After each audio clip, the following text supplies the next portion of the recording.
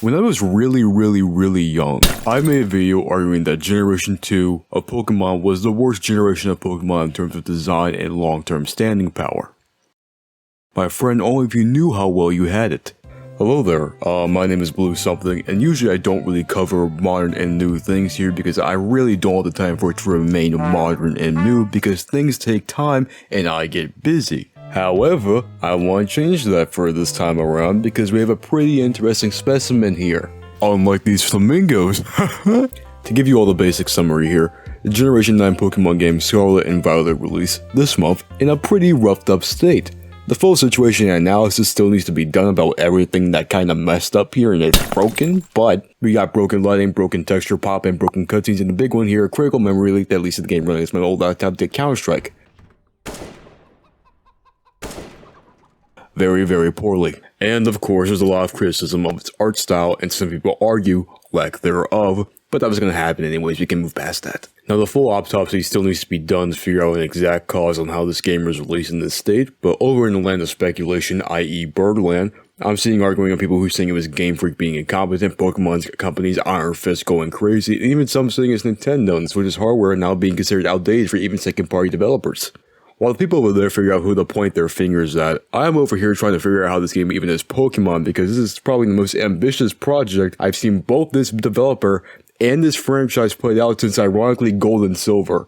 Put a little asterisk on that, by the way. Tech has changed a lot, and you know, it takes a lot more longer to develop a game. You have a lot more moving aspects to it. There's a lot more that can go wrong, as we can see here. You know, it's really technical. I don't really know how. Hello, I got news to bring to you all today. So, that was me from 3 days ago. We just got news that we got the sales figures from last week. So I don't really expect too much. Let's come on rolling on in. Let's see how much we got. Alright, so full disclosure here. Those sales figures pretty much wrecked what I was going to be talking about in that initial script. The main concept I was pushing was about whether or not the technical failures in-game would damage the brand and therefore the game. Problem is, you can't be arguing that when you already have 600 million in the bank already. So now it really just becomes whether or not the people at the top of the company says whether or not this was a good release or not. Here's my personal opinion. Contrary to what people on Birdland might think, it's not a good idea to live entirely by the bottom line, especially for entertainment. It's not a fun place for corporate heads to be in. Sure, you have a lot of money in the bank, but what does that mean in terms of not being able to make that money make more money for you if the people are not making sure to buy your things anymore? That's a weird way of putting it, but I think you get the idea. Even for a company like Pokemon, which is pretty much the largest entertainment franchise on the planet, I think I gotta check whether or not that's true or not, but it's still good to have a decent product for you to build all your merchandising off of. To make someone love something, there needs to be something enjoyable within it already. If you release a broken product, you'll end up pushing away the people who will end up buying that extra merchandise.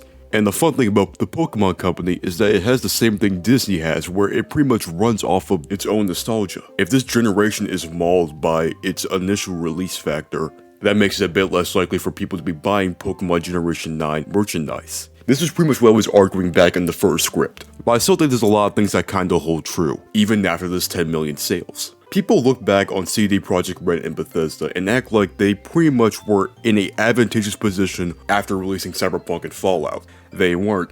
I mean, you saw the makeup on this guy? That's a good position to be in, I can tell you that.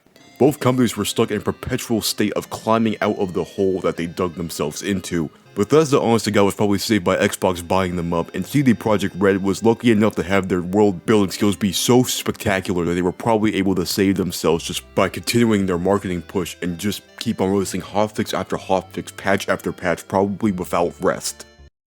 Okay, maybe a little bit of rest. And changing the gender of their main character. And hiring Studio Trigger, but you know. The richness of Pokemon though makes it so you can't really sort of stop everything else and focus on fixing this one game.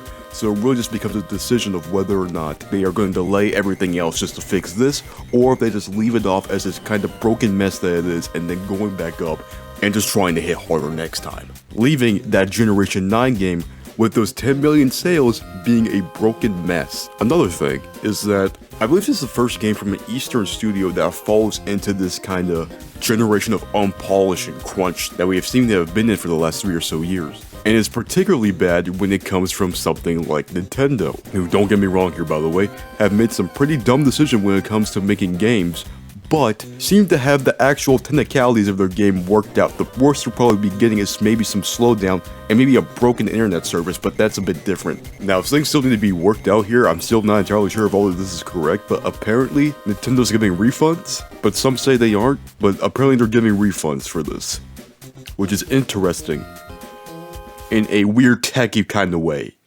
Yeah. Like most Nintendo things when it comes to legal business, it's a bit unspecified about what their actual policy is. But let's just say it's a funny idea of them busting down the door with a strap in hand trying to figure out what exactly happened. But I think altogether, I think this game's release is going to lead to a big step back in terms of whether or not this type of release structure is still sustainable in the modern day. Because again, I believe from what I've seen on Twitter when the game is not having a meltdown, is that this looks like a very ambitious project for the people working on it. And I like to think there might be a push for a re-evaluation of current game culture from this game's release, because if it can affect the highest grossing property on the planet, then someone in some boardroom will make an acknowledgement to try to fix this type of problem. This is kind of branching off from what this main topic's about, but in my personal opinion, I don't think graphics for games are going to be getting any higher anytime soon. So I think in the near future, there's going to be a lot more push to make easier developmental tools and just make game development easier. It seems right now we're in a bit of a transition period between one generation and the other. It's far too close to give this type of era a name besides maybe the crunch era, but that's probably not going to stick.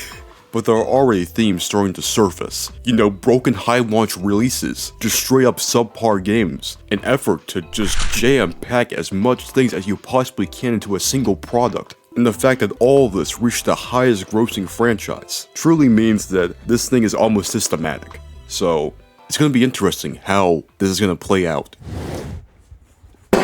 Alright, that was me from a week ago. Here's the new information now. So, first things first, they said they would be doing patches for the game, so that's a good thing. Second, in that same message where they were talking about doing the patches, they said something along the lines of that they take feedback seriously. So, that pretty much means that Game Freak is going to be held at gunpoint watching these people program for the next couple of weeks. Critically speaking, there has been a lot of praise for its story and characters, but of course all the bugs pretty much ended up taking it by at least 20 points for all major reviewers. But luckily, it seems like this game is already developing a little bit of a cult following, at the very least far more than Generation 8. And also apparently this thing is going on still. This company is probably folding by the end of the month, so we'll see how it goes. I don't really got that much to leave off, so if you agree or disagree, leave the comment, and give me some criticism as well, because this is the first time I really tried this, and I'm not really sure how well it worked out, so give me something that I can read. Yeah, okay.